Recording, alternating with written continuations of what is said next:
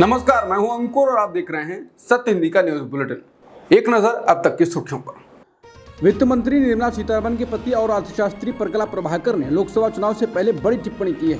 उन्होंने मोदी सरकार पर आरोप लगाते हुए कहा कि अगर 2024 में दोबारा यही सरकार बनती है तो उसके बाद फिर कभी चुनाव नहीं होगा। अब ये सोशल मीडिया पर वायरल हो रहा है। वीडियो को कांग्रेस पार्टी की तरफ से शेयर किया गया है। हालांकि प्रकला प्रभाकर पहले भी मौजूदा सरकार पर कई गंभीर आरोप लगा चुके हैं। इस बार उन्होंने कहा कि ऐसी संभावना है कि अगर यही सरकार दोबारा सत्ता में आती है तो फिर आप एक और चुनाव की उम्मीद मत कीजिए। इसके बाद चुनाव होगा ही नहीं। देश का संविधान और नक्शा पूरी तरह से बदल जाएगा। इसको पहचान भी नहीं सकते। आप लाल किले से नफरत की बातें सुनेंगे जो बहुत ही खतरनाक है। जो आज मणिपुर में हो रहा है वो कहीं भी हो सकता है। किसानों और लद्दाख जैसे हाल पूरे देश में होने वाला है।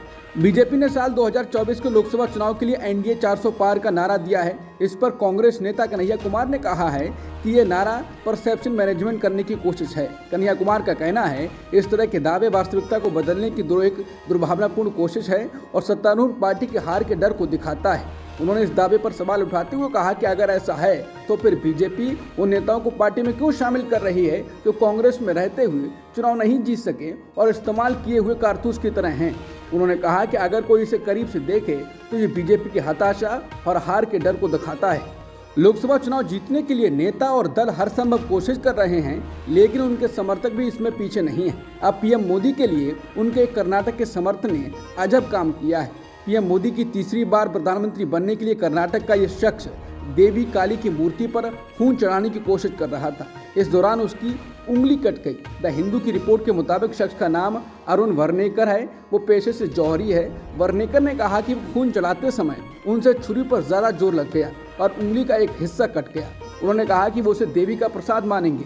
उंगली कटने के बाद उसका कटा हुआ हिस्सा लटका हुआ था। इसके बाद शख्स ने खून से लिखा, काली माँ मोदी बाबा की रक्षा करें। भाजपा समर्थक वर्नेकर ने अपने घर में पीएम मोदी के लिए एक छोटा सा मंदिर भी बनाया है। मंदिर में पीएम की प्रतिमा लगी है। उसके नीचे लिखा है, पीएम मोदी भारत माता के पुजारी हैं और मैं मोदी बाबा का पुजारी हूं। राजनीतिक रणनीतिकार प्रशांत किशोर ने कांग्रेस पार्टी और उसके नेता राहुल गांधी को लेकर कुछ सख्त बयान दिए हैं। उनका मानना है कि अगर आने वाले लोकसभा चुनाव में कांग्रेस को मनचाहे नतीजे नहीं मिलते हैं तो राहुल गांधी को पीछे हट जाना चाहिए। प्रशांत किशोर ने कहा कि राहुल पिछले 10 सालों से ना तो खुद कुछ कर पा रहे हैं और ना ही पार्टी में किसी और को फैसले लेने देते हैं। वो बोले ये अलोकतांत्रिक है। देश में लोकसभा चुनाव की सरगर्मियां तेज हो गई हैं। 19 अप्रैल की लोकसभा चुनाव के लिए पहले चरण के लिए वोटिंग होगी। इसी बीच राजनीतिक दल प्रचार अभियान में तेजी से जुट गए हैं। पीएम मोदी आज बस्तर में रैली करेंगे। वहीं केंद्रीय गृह मंत्री अमित शाह अरुणाचल प्रदेश के सियांग जिले में पहुंचेंगे और चुनावी रैली को संबोधित करेंगे। वहीं कांग्रेस नेता और वायनाड सांसद राहुल गांधी मध्य प्रदेश के दौरे पर रहेंगे। आप सांसद संजय सिंह ने बीजेपी की केंद्र सरकार पर फिर जोरदार हमला बोला है। संजय सिंह की आज की प्रेस कॉन्फ्रेंस चुनावी बॉन्ड पर आधारित थी। संजय सिंह ने कहा कि इलेक्टोरल बॉन्ड के नाम पर घोटाला किया गया है और कई कंपनियों को लाखों करोड़ों का ठेका दिया गया। संजय सिंह ने कहा कि 33 ऐसी कंपनियां हैं जिनको 7 साल में 1 लाख करोड़ का घाटा हुआ और फिर भी इन कंपनियों ने भाजपा को 400 करोड़ रुपए का चंदा दिया। 33 कंपनियां ऐसी हैं जिन्होंने जीरो टैक्स दिया है। भारतीय एयरटेल ने 200 करोड़ रुपए का चंदा बीजेपी को दिया और 70,000 करोड़ का घाटा इसे हुआ। घाटे के बावजूद इतना बड़ा चंदा दिया गया। इसे 8,200 करोड़ की छूट मिली है। मध्य प्रदेश की खजुराहो सीट पर इंडिया के नेता का नामांकन खारिज होने के बाद इंडिया ब्लॉक ने नया प्लान बनाया है। विपक्षी दलों इंडिया ब्लॉक ने कहा कि वो मध्य प्रदेश की खजुराहो लोकसभा सीट पर चुनाव लड़ रहे उम्मीदवारों में से एक का समर्थन करेगा। दरअसल इस सीट पर समाजवादी पार्टी की मीरा यादव का नामांकन पत्र खारिज हो गया है और जिसके बाद इंडिया ब्लॉक ने शनिवार को इस बात की घोषणा की है। इंडिया के सीट बंटवारे के तहत कांग्रेस ने खजुराहो सीट सपा के लिए छोड़ दी थी। भाजपा ने इस सीट पर अपने प्रदेश अध्यक्ष विष्णुदत्त शर्मा को इस सीट से मैदान में उतारा है। कांग्रेस के एक नेता ने कहा कि हम भाजपा के खिलाफ उम्मीदवारों में से एक का समर्थन करेंगे। हम भाजपा को सबक सिखाएंगे। हिमाचल के मंडी से बीजेपी की लोकसभा उम्मीदवार एक्ट्रेस कंगना रनौत को नेता सुभाष चंद्र बोस के परिवार से नसीहत मिली है। कंगना ने सुभाष चंद्र बोस पर बयान दिया था जिस पर नेताजी के पोते चंद्र कुमार बोस ने प्रतिक्रिया दी। दरअसल कंगना का एक वीडियो सोशल मीडिया पर जमकर वायरल हो रहा है। इसमें वो सुभाष चंद्र बोस को देश का पहला प्रधानमंत्री बताती नजर आ रही हैं। इस बयान पर अब नेताजी के पोते ने बयान जारी किया है। चंद्र कुमार बोस ने कंगना के बयान को नेताजी की विरासत से छेड़छाड़ बताया। बोस ने कहा कि कंगना का बयान इतिहास को बिगाड़ने वाला है और ये राजनीतिक लाभ के लिए बोस की विरासत में हेरफेर करने का प्रयास है, इसकी कड़ी निंदा करते हैं। अभिनेत्री कंगना रनौत को बीजेपी ने मंडी सीट से उम्मीदवार बनाया है। उन्हें लेकर कांग्रेस नेता विजय वडेट्टीवार ने दावा किया है कि वो बीफ खाती हैं। इसे लेकर कंगना ने एक्स पर बयान जारी किया है। उन्होंने कहा है, मैं ना तो बीफ खाती हूँ और ना ही रेड मीट खाती हूँ। उन्होंने एक्स पर लिखा, मैं बीफ या किसी तरह का रेड मीट नहीं खाती। ये शर्मनाक है कि मेरे बारे में पूरी तरह से आधारहीन अफवाहें फैलाई जा रही हैं। मैं दशकों से यौगिक और आयुर्वेदिक जीवन शैली का प्रचार कर रही हूँ। ऐसी रणनीति मेरी छवि खराब करने के लिए काम में नहीं आएगी, क्योंकि लोग मुझे जानते हैं कि मुझे हिंदू होने पर गर्व है और कोई भी चीज़ कभी गुमराह नहीं कर सकती। बीआरएस नेता के कविता को सोमवार को दिल्ली की राउस एवेन्यू कोर्ट से बड़ा झटका लगा है।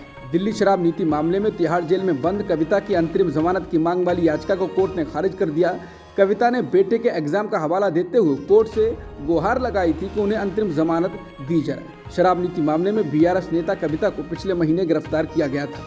गोरखपुर से समाजवादी पार्टी के उम्मीदवार काजल निषाद को हार्ट अटैक आया है। वो पहले से ही गोरखपुर के अस्पताल में भर्ती थी। 7 अप्रैल की रात को इलाज के दौरान ही उन्हें अचानक दिल का दौरा पड़ा। इसके तुरंत बाद डॉक्टरों ने उन्हें लखनऊ के मेदांता अस्पताल रेफर कर दिया। काजल निषाद गोरखपुर सीट से चुनाव लड़ने वाली हैं। भारतीयों को कंबोडिया भेजने वाले भर्ती एजेंटों के खिलाफ कार्रवाई करने के लिए अब सीबीआई जांच होगी। अंग्रेजी अखबार द इंडियन एक्सप्रेस के मुताबिक कंबोडिया में करीब 5000 भारतीयों के फंसे होने की आशंका है। इन्हें साइबर धोखाधड़ी को अंजाम देने के लिए मजबूर किया जा रहा है। अब इस मामले में भारतीयों को कंबोडिया भेजने वाली भर्ती एजेंटों के खिलाफ कार्रवाई के लिए गृह मंत्रालय सीबीआई में शिकायत दर्ज करेगा। सीजेआई डीवाई चंद्रचूड़ अपने फैसलों के साथ साथ अपने कमेंट को लेकर भी चर्चा में बने रहते हैं। फिर एक बार उन्हें वकालत के पेशे में महिलाओं की संख्या पर कमेंट किया है। उन्होंने कहा है कि देश में एक तरफ वकालत के प्रोफेशन में महिलाओं की बढ़ती संख्या बढ़ रही है, लेकिन वहीं दूसरी तरफ बार एसोसिएशन और बार काउंसिल में होने वाले चुनावों में महिलाओं की जीत की संख्या कम हो रही है। उन्होंने कहा कि पुरुष पदाधिकारियों को जिम्मेदारी लेनी चाहिए कि महिला वकीलों को भी उचित मौका मिल सके। साथ ही उन्होंने महिलाओं व अधिवक्ताओं से अपील करते हुए कहा कि वो बार के चुनाव में बढ़ चढ़कर हिस्सा लें।